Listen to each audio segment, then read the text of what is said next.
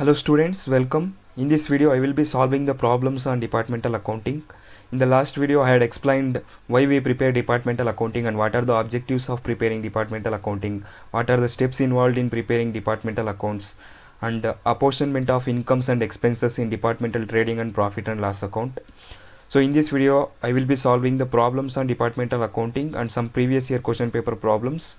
So let me remind you what are the steps that are involved in preparing departmental accounts. The first step in preparing departmental accounts is preparation of departmental trading account. We will prepare the departmental trading account to find out the gross profit or gross loss. Departmental trading account contains all the direct expenses and direct incomes. On the debit side we will take direct expenses and credit side we will take direct incomes. So ನಮಗೆ ಪ್ರಾಬ್ಲಮಲ್ಲಿ opening stock, purchase returns, sales returns ಮತ್ತು closing stock ಇದೆಲ್ಲ ಯಾವ್ಯಾವ ಡಿಪಾರ್ಟ್ಮೆಂಟ್ದು ಎಷ್ಟೆಷ್ಟು ಅಂತ ಅವರೇ ಸಪ್ರೇಟಾಗಿ ಕೊಟ್ಟಿರ್ತಾರೆ. ಆದರೆ direct expenses like wages, carriage inwards, octroi, freight, power charges ಈ ಥರ ಏನಾದರೂ ಡೈರೆಕ್ಟ್ ಎಕ್ಸ್ಪೆನ್ಸಸ್ನ ಕೊಟ್ಟಿದ್ದರೆ ಅವರು ಡಿಪಾರ್ಟ್ಮೆಂಟ್ ವೈಸ್ ಆದರೂ ಕೊಟ್ಟಿರ್ಬೋದು, ಅಥವಾ ಹೋಲ್ ಬಿಸ್ನೆಸ್ಗೆ ಟೋಟಲ್ ಎಕ್ಸ್ಪೆನ್ಸಸ್ ಎಷ್ಟು ಬಂದಿದೆ ಅದಾದರೂ ಕೊಟ್ಟಿರ್ಬೋದು. ಟೋಟಲ್ ಏನಾದರೂ ಕೊಟ್ಟಿದ್ದರೆ ನಾವು ಡಿಪಾರ್ಟ್ಮೆಂಟ್ ವೈಸು ಡಿವೈಡ್ ಮಾಡಬೇಕಾಗುತ್ತೆ based on the ratio. So ಯಾವ ರೇಷಿಯೋ ಬೇಸಿಸ್ ಮೇಲೆ ಡಿವೈಡ್ ಮಾಡಬೇಕು ಅದನ್ನು ಲಾಸ್ಟ್ ವಿಡಿಯೋದಲ್ಲಿ ಎಕ್ಸ್ಪ್ಲೈನ್ ಮಾಡಿದ್ದೀನಿ. Next after preparing the trading account we will find out the gross profit or gross loss. Gross ಲಾಸ್ನ ನಾವು ಡಿಪಾರ್ಟ್ಮೆಂಟಲ್ ಪ್ರಾಫಿಟ್ ಆ್ಯಂಡ್ ಲಾಸ್ ಅಕೌಂಟ್ಗೆ brought down ಮಾಡ್ತೀವಿ. ಡಿಪಾರ್ಟ್ಮೆಂಟಲ್ ಪ್ರಾಫಿಟ್ ಆ್ಯಂಡ್ ಲಾಸ್ ಅಕೌಂಟಲ್ಲಿ ನಮಗೆ debit side indirect expenses, credit side indirect incomes ಬರುತ್ತೆ.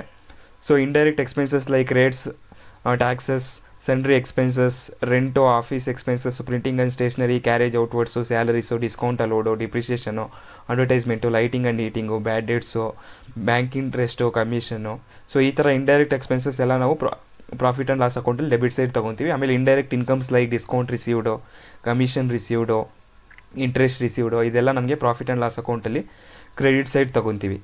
ಈ expenses, incomes ಅಷ್ಟೇ ಅವರು ನಮಗೆ ಡಿಪಾರ್ಟ್ಮೆಂಟ್ ವೈಸ್ ಆದರೂ ಕೊಟ್ಟಿರ್ಬೋದು ಅಥವಾ ಟೋಟಲ್ ಕೊಟ್ಟಿರ್ಬೋದು. ಟೋಟಲ್ ಕೊಟ್ಟಿದ್ರೆ ನಾವು ಡಿಪಾರ್ಟ್ಮೆಂಟ್ ವೈಸು ಡಿವೈಡ್ ಮಾಡಬೇಕಾಗುತ್ತೆ based on the ratio. After preparing the departmental profit and loss account we will find out the net profit or net loss of each department. So next step is preparing the general profit and loss account. We will prepare general profit and loss account whenever in the problem they have given some expenses and incomes which are not apportionable. ಅಂದರೆ ನಮಗೆ ಪ್ರಾಬ್ಲಮಲ್ಲಿ ಕೆಲವು incomes expenses ಕೊಟ್ಟಿರ್ತಾರೆ total, ಅದನ್ನು ನಾವು department wise divide ಮಾಡೋಕ್ಕಾಗಲ್ಲ. So ಅಂಥ incomes ಎಕ್ಸ್ಪೆನ್ಸಸ್ನ ಕೊಟ್ಟಿದ್ದರೆ ನಾವು ಜನರಲ್ ಪ್ರಾಫಿಟ್ ಆ್ಯಂಡ್ ಲಾಸ್ ಅಕೌಂಟ್ನ ಪ್ರಿಪೇರ್ ಮಾಡಬೇಕಾಗುತ್ತೆ. ಜನರಲ್ ಪ್ರಾಫಿಟ್ ಆ್ಯಂಡ್ ಲಾಸ್ ಅಕೌಂಟ್ನ ಪ್ರಿಪೇರ್ ಮಾಡೋಕ್ಕೆ ನಮಗೆ net profit loss of each department ಬೇಕಾಗುತ್ತೆ. ಆಮೇಲೆ common incomes which are not apportionable, dividends receive, transfer fees, interest on bank deposits et cetera. ಈ ಇನ್ಕಮ್ಸ್ನ ನಾವು ಡಿಪಾರ್ಟ್ಮೆಂಟ್ ವೈಸು ಡಿವೈಡ್ ಮಾಡೋಕ್ಕಾಗಲ್ಲ. ಇಂಥ ಇನ್ಕಮ್ಸ್ ಪ್ರಾಬ್ಲಮಲ್ಲಿ ಕೊಟ್ಟಿದ್ದಾಗ ನಾವು ಜನರಲ್ P&L ಅಕೌಂಟ್ ಮಾಡಬೇಕಾಗುತ್ತೆ. ಆಮೇಲೆ common expenses like interest on capital, interest on debentures, general manager salary, audit fees, director fees, bank charges, legal charges, sundry office expenses ಈ expenses ಎಲ್ಲ ನಾವು department wise divide ಮಾಡೋಕ್ಕಾಗಲ್ಲ. ಈ expenses ಏನಾದರೂ ಕೊಟ್ಟಿದ್ದರೆ ನಾವು ಜನರಲ್ P&L ಅಕೌಂಟ್ ಮಾಡಬೇಕಾಗುತ್ತೆ. General P&L account prepare ಮಾಡಿ ನಾವು ಪ್ರಾಫಿಟ್ ಆರ್ ಲಾಸ್ನ ಫೈಂಡ್ ಔಟ್ ಮಾಡ್ತೀವಿ. Next fourth step is preparation of profit and loss appropriation account. ನಾವು ಪ್ರಾಫಿಟ್ ಆ್ಯಂಡ್ ಲಾಸ್ ಅಪ್ರಾಪ್ರಿಯೇಷನ್ ಅಕೌಂಟಲ್ಲಿ ಯಾವಾಗ ಪ್ರಿಪೇರ್ ಮಾಡ್ತೀವಿ ಅಂದರೆ ನಮಗೆ ಪ್ರಾಬ್ಲಮಲ್ಲಿ ಏನಾದರೂ dividend paid, interim dividend paid, income tax paid, general reserve, transfer to reserves ಈ ಥರ ಏನಾದರೂ ಕೊಟ್ಟಿದ್ದರೆ ನಾವು P&L ಅಪ್ರಾಪ್ರಿಯೇಷನ್ ಅಕೌಂಟ್ನ ಪ್ರಿಪೇರ್ ಮಾಡ್ತೀವಿ. P&L appropriation account is prepare to show the apportionment of the ಪ್ರಾಫಿಟ್ನ ಯಾವ ಥರ ಯುಟಿಲೈಸ್ ಮಾಡಿದ್ವಿ ಅದನ್ನು ತೋರಿಸೋದಕ್ಕೆ ನಾವು P&L ಅಕೌಂಟ್ನ ಪ್ರಿಪೇರ್ ಮಾಡ್ತೀವಿ. We will be preparing the profit and loss appropriation account very rarely, ತುಂಬ ರೇರಾಗಿ ಪ್ರಿಪೇರ್ ಮಾಡ್ತೀವಿ. Next fifth step and last step in departmental accounting is preparation of consolidated balance sheet. We will prepare, why we prepare balance sheet? We prepare balance sheet to find out the financial position of a business, and balance sheet contains liabilities and assets. So we will be preparing the consolidated balance sheet. Consolidated balance sheet ಅಂದರೆ ಎಲ್ಲ ಡಿಪಾರ್ಟ್ಮೆಂಟ್ಸ್ದು ಒಟ್ಟಿಗೆ ನಾವು balance ಶೀಟ್ನ prepare ಮಾಡ್ತೀವಿ. So liability side ನಮಗೆ share capital ಬರುತ್ತೆ. Share ಕ್ಯಾಪಿಟಲ್ಗೆ profit and loss ಅಕೌಂಟಲ್ಲಿ net profit ಬಂದಿರುತ್ತಲ್ಲ ಅದನ್ನು ಆ್ಯಡ್ ಮಾಡ್ತೀವಿ. ನೆಟ್ ಲಾಸ್ ಬಂದಿದ್ದರೆ ಮೈನಸ್ ಮಾಡ್ತೀವಿ. ಡ್ರಾಯಿಂಗ್ಸ್ ಏನಾದರೂ ಇದ್ದರೆ ಆ ಪ್ರಾಬ್ಲಮಲ್ಲಿ ಲೆಸ್ ಮಾಡ್ತೀವಿ.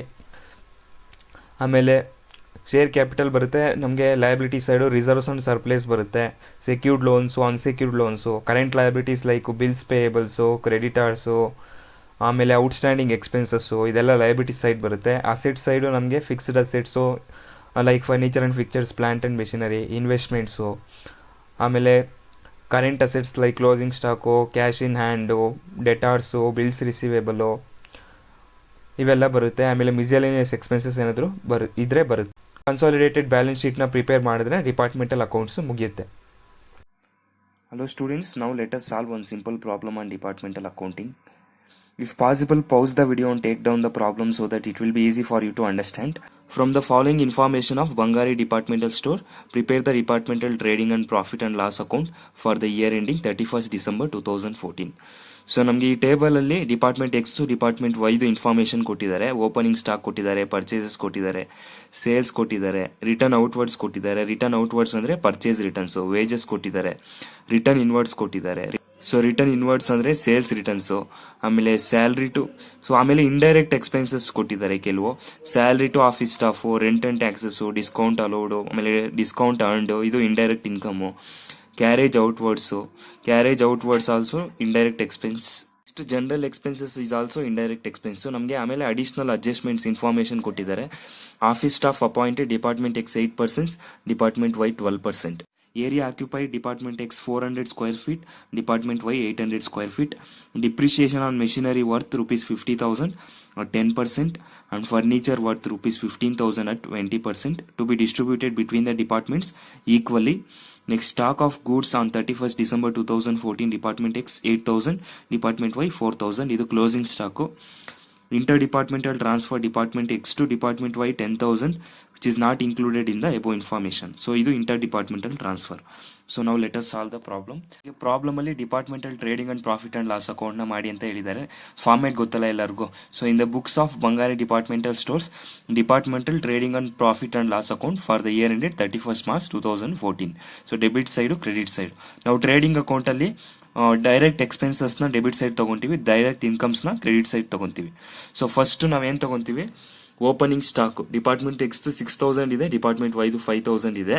ಸೊ ಓಪನಿಂಗ್ ಸ್ಟಾಕು 6,000, ಡಿಪಾರ್ಟ್ಮೆಂಟ್ ವೈದು 5,000, ಟೋಟಲ್ 11,000 ಆಗುತ್ತೆ. Next purchases ತಗೊಂತೀವಿ. ಪರ್ಚೇಸಸ್ಸು 62,000 ಇದೆ, 31,000 ಡಿಪಾರ್ಟ್ಮೆಂಟ್ ವೈದಿದೆ.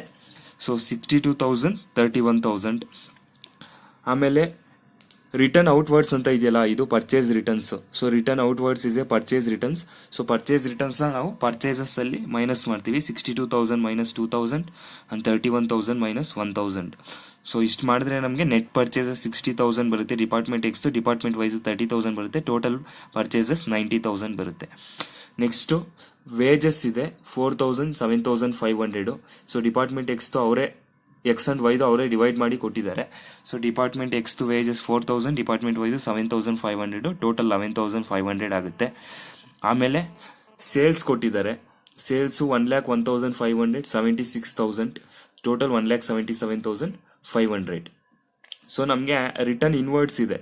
ರಿಟರ್ನ್ ಇನ್ವರ್ಡ್ಸ್ ಅಂದ್ರೆ ಸೇಲ್ಸ್ ರಿಟರ್ನ್ಸ್. ಸೊ ಈ ಸೇಲ್ಸ್ ರಿಟರ್ನ್ಸ್ ನಾವು ಸೇಲ್ಸ್ ಅಲ್ಲಿ ಮೈನಸ್ ಮಾಡಬೇಕು. 1,01,500 minus 1,500 and 76,000 minus 1,000. So sales ಅಲ್ಲಿ ಸೇಲ್ಸ್ ರಿಟರ್ನ್ಸ್ ನ ಮೈನಸ್ ಮಾಡಿದ್ರೆ department X net sales 1 lakh ಬರುತ್ತೆ. ಡಿಪಾರ್ಟ್ಮೆಂಟ್ ವೈದು ನೆಟ್ ಸೇಲ್ಸ್ 75,000 ಬರುತ್ತೆ. ಟೋಟಲ್ 1,75,000 ಬರುತ್ತೆ sales.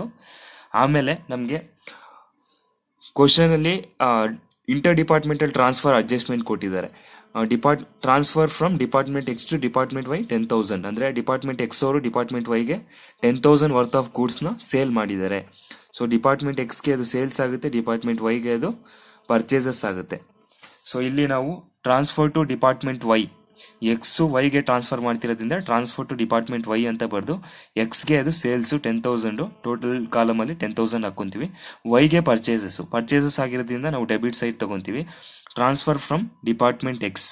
So in the Y column ಯಾರಿಂದ ಪರ್ಚೇಸ್ ಮಾಡಿದರೆ ಎಕ್ಸ್ ಇಂದ ಪರ್ಚೇಸ್ ಮಾಡಿದ್ದಾರೆ, ಯಾರು ಪರ್ಚೇಸ್ ಮಾಡಿರೋದು ವೈ ಪರ್ಚೇಸ್ ಮಾಡಿದ್ದಾರೆ. ಸೊ ವೈ ಕಾಲಮ್ ಅಲ್ಲಿ ನಾವು 10,000 ತಗೋಬೇಕು, ಟೋಟಲ್ ಕಾಲಮ್ ಅಲ್ಲಿ 10,000 ಹಾಕೋಬೇಕು. ಸೊ ನೆಕ್ಸ್ಟ್ ನಮಗೆ ಪ್ರಾಬ್ಲಮ್ ಅಲ್ಲಿ ಕ್ಲೋಸಿಂಗ್ ಸ್ಟಾಕ್ ಕೊಟ್ಟಿದ್ದಾರೆ. Stock of goods on 31st December 2014, department X 8,000, department Y 4,000.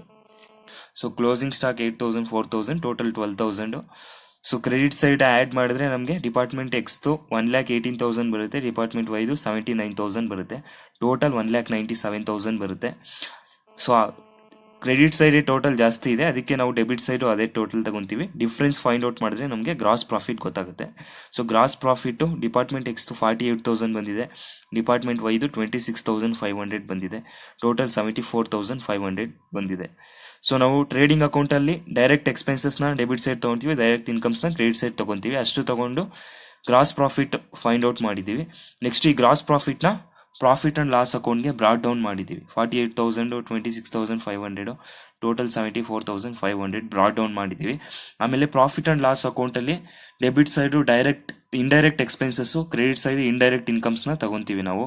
So indirect expenses ಯಾವ್ಯಾವ್ದಿದೆ ಪ್ರಾಬ್ಲಮಲ್ಲಿ, ಸ್ಯಾಲ್ರಿ ಟು ಆಫೀಸ್ ಸ್ಟಾಫ್ ಇದೆ. ಸ್ಯಾಲ್ರಿ ಟು ಆಫೀಸ್ ಸ್ಟಾಫು ನಮಗೆ ಡಿಪಾರ್ಟ್ಮೆಂಟ್ ಎಕ್ಸ್ದು ಡಿಪಾರ್ಟ್ಮೆಂಟ್ ವೈದು ಸಪ್ರೇಟ್ ಮಾಡಿ ಕೊಟ್ಟಿಲ್ಲ, ಅವರು ಟೋಟಲ್ ಕೊಟ್ಟಿದ್ದಾರೆ 25,000. ಸೊ ಈ 25,000 ನಾವು ರೇಷಿಯೋ ಬೇಸಿಸ್ ಮೇಲೆ ಡಿವೈಡ್ ಮಾಡಬೇಕು. ಯಾವ ರೇಷಿಯೋ ಬೇಸಿಸ್ ಮೇಲೆ ಡಿವೈಡ್ ಮಾಡಬೇಕು, ನಮಗೆ ಅಡ್ಜಸ್ಟ್ಮೆಂಟಲ್ಲಿ ಕೊಟ್ಟಿದ್ದಾರೆ. Office staff appointed department X 8%, department Y 12% ಅಂತ. ಸೊ 8:12 ರೇಷಿಯೋದಲ್ಲಿ ನಾವು ಈ ಸ್ಯಾಲ್ರಿ ಟು ಆಫೀಸ್ ಸ್ಟಾಫ್ನ ಡಿವೈಡ್ ಮಾಡಬೇಕು. So salary to office staff 25,000 into 8/20 and 12/20. 20 ಹೆಂಗ್ ಬಂತು, 8+12. 8+12 ಆಡ್ ಮಾಡಿದ್ರೆ 20 ಬರುತ್ತೆ. ಸೊ 25,000ನ 8:12 ರೇಷಿಯೋದಲ್ಲಿ ನಾವು ಡಿವೈಡ್ ಮಾಡಿದ್ರೆ ಡಿಪಾರ್ಟ್ಮೆಂಟ್ ಎಕ್ಸ್ದು 10,000 ಬರುತ್ತೆ, ಡಿಪಾರ್ಟ್ಮೆಂಟ್ ವೈದು 15,000 ಬರುತ್ತೆ, ಟೋಟಲ್ 25,000 ಬರುತ್ತೆ. ಸೊ ನೆಕ್ಸ್ಟ್ ನಮಗೆ ಇಂಡೈರೆಕ್ಟ್ ಎಕ್ಸ್ಪೆನ್ಸಸ್ ಅಲ್ಲಿ ರೆಂಟ್ ಅಂಡ್ ಟ್ಯಾಕ್ಸಸ್ ಕೊಟ್ಟಿದ್ದಾರೆ. ಸೊ ರೆಂಟ್ ಅಂಡ್ ಟ್ಯಾಕ್ಸಸ್ ಅಷ್ಟೇ ನಮಗೆ ಟೋಟಲ್ 4,500 ಕೊಟ್ಟಿದ್ದಾರೆ, ಆದರೆ ಡಿಪಾರ್ಟ್ಮೆಂಟ್ ಎಕ್ಸ್ ಎಷ್ಟು ವೈ ಎಷ್ಟು ಅಂತ ಕೊಟ್ಟಿಲ್ಲ. ಸೊ ನಾವು ಯಾವ ರೇಷಿಯೋದಲ್ಲಿ ಡಿವೈಡ್ ಮಾಡಬೇಕು ರೆಂಟ್ ಅಂಡ್ ಟ್ಯಾಕ್ಸಸ್ನ ಅಂದರೆ, floor space occupied, area occupied by department X 400 square feet ಇದೆ, ಡಿಪಾರ್ಟ್ಮೆಂಟ್ ವೈ 800 ಸ್ಕ್ವೇರ್ ಫೀಟ್ ಇದೆ. ಸೊ ಇದನ್ನ ನಾವು ರೇಷಿಯೋ ಮಾಡಿದ್ರೆ 4:8 ಬರುತ್ತೆ. ಸೊ 4:8 ರೇಷಿಯೋದಲ್ಲಿ ನಾವು ರೆಂಟ್ ಅಂಡ್ ಟ್ಯಾಕ್ಸಸ್ನ ಡಿಸ್ಟ್ರಿಬ್ಯೂಟ್ ಮಾಡಬೇಕು ಡಿಪಾರ್ಟ್ಮೆಂಟ್ ಎಕ್ಸ್ ಅಂಡ್ ವೈಗೆ. So rent and taxes 4,500 into 4/12 1,500 ಬರುತ್ತೆ ಡಿಪಾರ್ಟ್ಮೆಂಟ್ ಎಕ್ಸ್ದು, 4,500 ಇಂಟು 8/12 ಮಾಡಿದ್ರೆ ಡಿಪಾರ್ಟ್ಮೆಂಟ್ ವೈದು 3,000 ಬರುತ್ತೆ, ಟೋಟಲ್ 4,500 ಬರುತ್ತೆ. Next discount allowed. Discount allowed ಅಂದ್ರೆ ಏನು, ಡಿಸ್ಕೌಂಟ್ ಅಲೌಡ್ ಯಾವಾಗ ಅಲೋ ಮಾಡ್ತೀವಿ ನಾವು, ಸೇಲ್ಸ್ ಮಾಡಿದಾಗ ನಾವು ಡಿಸ್ಕೌಂಟ್ ಕೊಡ್ತೀವಿ ನಮ್ಮ ಕಸ್ಟಮರ್ಸ್ಗೆ. So discount allowed is a indirect expense. Indirect expense profit and loss account debit side ತಗೊಂತೀವಿ. ನಮಗೆ 3,500 ಇದೆ ಡಿಸ್ಕೌಂಟ್ ಅಲೌಡ್. ಸೊ ಡಿಸ್ಕೌಂಟ್ ಅಲೌಡ್ನ ನಾವು ಯಾವ ರೇಷಿಯೋದಲ್ಲಿ ಡಿವೈಡ್ ಮಾಡಬೇಕು ಎಕ್ಸ್ ಅಂಡ್ ವೈ ಮಧ್ಯೆ ಅಂದರೆ, based on the sales, net sales ರೇಷಿಯೋದಲ್ಲಿ ನಾವು ಡಿಸ್ಕೌಂಟ್ ಅಲೌಡ್ನ ಡಿವೈಡ್ ಮಾಡ್ತೀವಿ. ಸೊ ನೆಟ್ ಸೇಲ್ಸ್ ಎಷ್ಟು ಬಂದಿದೆ ನಮಗೆ, ನೆಟ್ ಸೇಲ್ಸ್ 1,75,000 ಬಂದಿದೆ. ಸೊ 1,75,000 ಬಂದಿದೆ. ಅದನ್ನ ನಾವು ಫರ್ದರ್ ಸಿಂಪ್ಲಿಫೈ ಮಾಡಿದ್ರೆ 3030 ತೆಗೆದಾಕಿದ್ರೆ 175 ಬರುತ್ತೆ. ಅದನ್ನ ಮತ್ತೆ ಫರ್ದರ್ ಸಿಂಪ್ಲಿಫೈ ಮಾಡಿದ್ರೆ 520 100, 515 75 ಬರುತ್ತೆ. ಆಮೇಲೆ ಇದನ್ನ ಫರ್ದರ್ ಡಿವೈಡ್ ಮಾಡಿದ್ರೆ 5 4 20, 5 3 15, 4:3 ರೇಷಿಯೋ ಬರುತ್ತೆ. ಸೊ ನಾವು ಡಿಸ್ಕೌಂಟ್ ಅಲೌಡ್ ನ 4:3 ರೇಷಿಯೋದಲ್ಲಿ ಡಿವೈಡ್ ಮಾಡ್ತೀವಿ. ಸೊ ಡಿಪಾರ್ಟ್ಮೆಂಟ್ ಎಕ್ಸ್ 2,000 ಬರುತ್ತೆ, ಡಿಪಾರ್ಟ್ಮೆಂಟ್ ವೈ 1,500 ಬರುತ್ತೆ, ಟೋಟಲ್ 3,500 ಬರುತ್ತೆ. ಡಿಸ್ಕೌಂಟ್ ಅರ್ನ್ ಕೊಟ್ಟಿದ್ದಾರೆ 2,500. ಡಿಸ್ಕೌಂಟ್ ಅರ್ನ್ ಯಾವ್ದ್ರ ಮೇಲೆ ಅರ್ನ್ ಮಾಡಿರ್ತೀವಿ ನಾವು, ನಾವೇನಾದ್ರೂ ಪರ್ಚೇಸಸ್ ಮಾಡಿದ್ರೆ, ಗೂಡ್ಸ್ ಅಥವಾ ರಾ ಮೆಟೀರಿಯಲ್ಸ್ ನ ಪರ್ಚೇಸ್ ಮಾಡಿದ್ರೆ ನಮ್ಮ ಸೆಲ್ಲರು ನಮಗೆ ಡಿಸ್ಕೌಂಟ್ ನ ಕೊಟ್ಟಿರ್ತಾರೆ. Discount earn is a indirect income. So ನಾವು ಪ್ರಾಫಿಟ್ ಅಂಡ್ ಲಾಸ್ ಅಕೌಂಟ್ ಅಲ್ಲಿ ಕ್ರೆಡಿಟ್ ಸೈಡ್ ತಗೊಂತೀವಿ. So as it is related to purchases ನಾವು ಪರ್ಚೇಸ್ ರೇಷಿಯೋದಲ್ಲಿ ಡಿವೈಡ್ ಮಾಡಬೇಕು. ನೆಟ್ ಪರ್ಚೇಸಸ್ ನಮಗೆ 60,000 ಇದೆ, 30,000 ಇದೆ. ಅದನ್ನ ರೇಷಿಯೋ ಮಾಡಿದ್ರೆ 6:3 ಬರುತ್ತೆ. ಈ ರೇಷಿಯೋದಲ್ಲಿ ನಾವು ಡಿಸ್ಕೌಂಟ್ ಅರ್ನ್ ಇದೆಯಲ್ಲ ಅದನ್ನ ಡಿವೈಡ್ ಮಾಡ್ತೀವಿ. 2,500 ನ 6:3 ರೇಷಿಯೋದಲ್ಲಿ ಡಿವೈಡ್ ಮಾಡಿದ್ರೆ 1,667, 833 ಬರುತ್ತೆ, ಟೋಟಲ್ 2,500 ಆಗುತ್ತೆ. ಸೊ ನಮಗೆ ನೆಕ್ಸ್ಟ್ ಪ್ರಾಬ್ಲಮ್ ಅಲ್ಲಿ ಕ್ಯಾರೇಜ್ ಔಟ್ವರ್ಡ್ಸ್ ಕೊಟ್ಟಿದ್ದಾರೆ. Carriage outwards is related to sales. So we will take this in profit and loss account debit side. ನಮ್ ಕ್ಯಾರೇಜ್ ಇನ್ವರ್ಡ್ಸ್ ಇದ್ರೆ ಟ್ರೇಡಿಂಗ್ ಅಕೌಂಟ್ ಡೆಬಿಟ್ ಸೈಡ್ ತಗೊಂತೀವಿ. So carriage outwards sales related ಆಗಿರೋದ್ರಿಂದ 1,400 ನಾವು sales ರೇಷಿಯೋದಲ್ಲಿ divide ಮಾಡ್ತೀವಿ. So sales ratio 4:3 ಇದೆ. So carriage outwards 800 600 ಬರುತ್ತೆ. 4:3 ratio ಮಾಡಿದ್ರೆ 1,400 ಟೋಟಲ್ ಬರುತ್ತೆ. ನೆಕ್ಸ್ಟ್ ಜನರಲ್ ಎಕ್ಸ್ಪೆನ್ಸಸ್ ಇದೆ ನಮಗೆ ಪ್ರಾಬ್ಲಮ್ ಅಲ್ಲಿ. ಸೊ ಜನರಲ್ ಎಕ್ಸ್ಪೆನ್ಸಸ್ 4,200 ಇದೆ.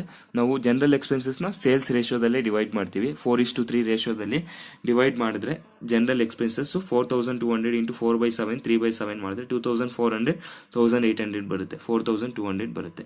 ಸೊ ನಮ್ಗೆ ಅಡ್ಜಸ್ಟ್ಮೆಂಟ್ ಅಲ್ಲಿ depreciation on machinery worth 50,000 at 10% and furniture worth 15,000 at 20% distributed between the departments equally ಅಂತ ಹೇಳಿದ್ದಾರೆ.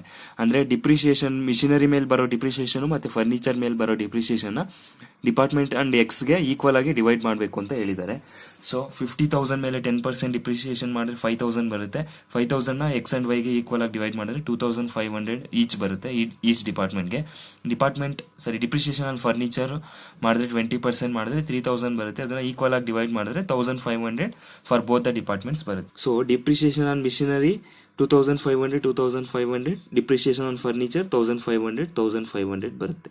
ಸೊ ನಾವು P&L ಅಕೌಂಟ್ ಅಲ್ಲಿ ಎಲ್ಲ ಇಂಡೈರೆಕ್ಟ್ ಎಕ್ಸ್ಪೆನ್ಸಸ್ ಮತ್ತೆ ಇಂಡೈರೆಕ್ಟ್ ಇನ್ಕಮ್ಸ್ ನ ತಗೊಂಡಾದ್ಮೇಲೆ ಟೋಟಲ್ ಮಾಡಿದ್ರೆ ಕ್ರೆಡಿಟ್ ಸೈಡ್ ಡಿಪಾರ್ಟ್ಮೆಂಟ್ ಎಕ್ಸ್ 49,667 ಬರುತ್ತೆ, ಡಿಪಾರ್ಟ್ಮೆಂಟ್ ವೈ 27,333 ಬರುತ್ತೆ, ಟೋಟಲ್ 77,000 ಬರುತ್ತೆ. ಸೊ ಕ್ರೆಡಿಟ್ ಸೈಡ್ ಜಾಸ್ತಿ ಇದೆ, ಅದಕ್ಕೆ ನಾವು ಡೆಬಿಟ್ ಸೈಡ್ ಸೇಮ್ ಟೋಟಲ್ ತಗೊಂತೀವಿ. ಡೆಬಿಟ್ ಸೈಡ್ ಎಕ್ಸ್ಪೆನ್ಸಸ್ನೆಲ್ಲ ಲೆಸ್ ಮಾಡಿದ್ರೆ ನಮಗೆ ನೆಟ್ ಪ್ರಾಫಿಟ್ ಡಿಪಾರ್ಟ್ಮೆಂಟ್ ಎಕ್ಸ್ 29,967 ಬರುತ್ತೆ, ಡಿಪಾರ್ಟ್ಮೆಂಟ್ ವೈ 1,433 ಬರುತ್ತೆ, ಟೋಟಲ್ 30,400 ಬರುತ್ತೆ ಪ್ರಾಫಿಟ್. ನಮಗೆ ಪ್ರಾಬ್ಲಮ್ ಅಲ್ಲಿ departmental trading and profit and loss account ಮಾತ್ರ ಕೇಳಿದ್ರೆ 6 ಮಾರ್ಕ್ಸ್ ಬರುತ್ತೆ. ಆದ್ರೆ departmental trading and profit and loss account plus balance sheet ಕೇಳಿದ್ರೆ 14 ಮಾರ್ಕ್ಸ್ ಬರುತ್ತೆ.